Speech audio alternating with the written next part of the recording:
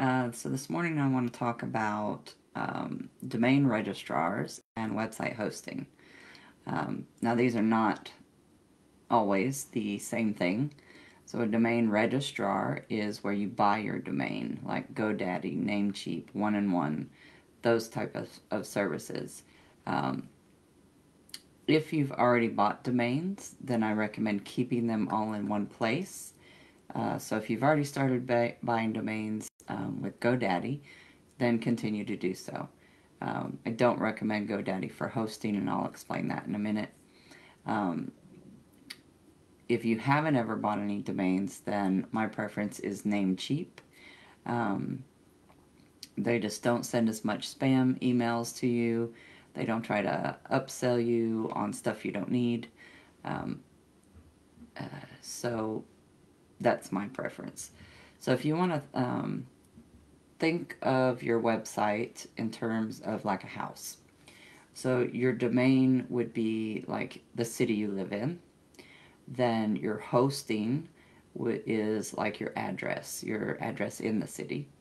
Then your WordPress is the framework of the house, the studs, the plumbing, all the stuff that makes it functional. And then your theme that you choose is the cosmetics, like your paint, your decorations, hanging pictures, window treatments, curtains, all that stuff that makes it look nice, that you can customize and make it the way you want.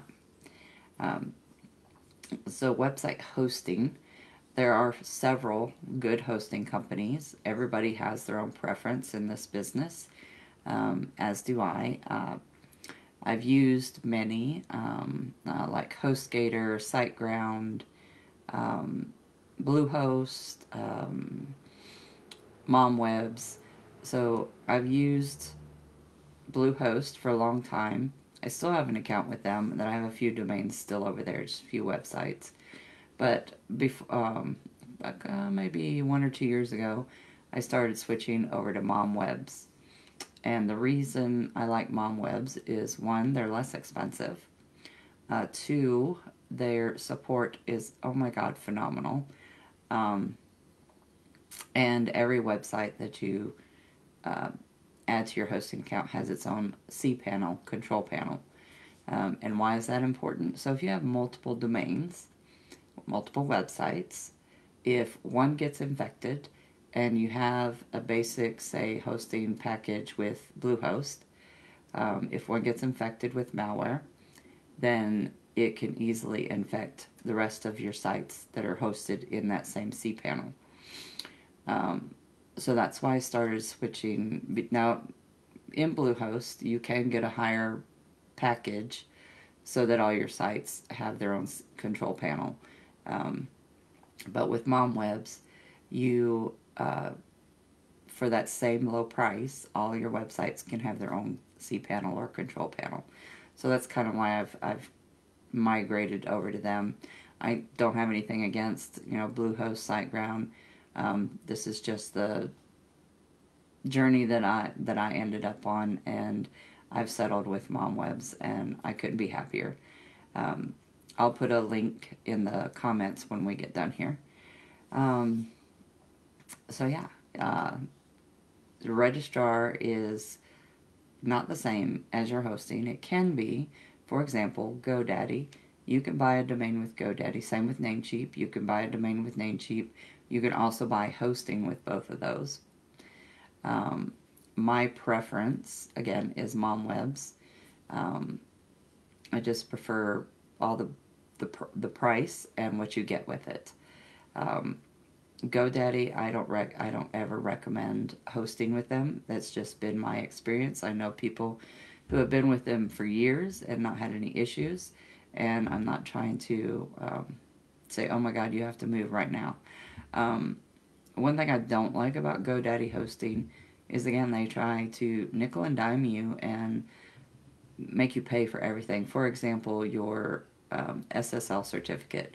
And that, if you don't know, that's the little padlock that tells people that your site is secure. Now, GoDaddy makes you pay an additional cost for that, whereas there are many hosting companies that include that in their price.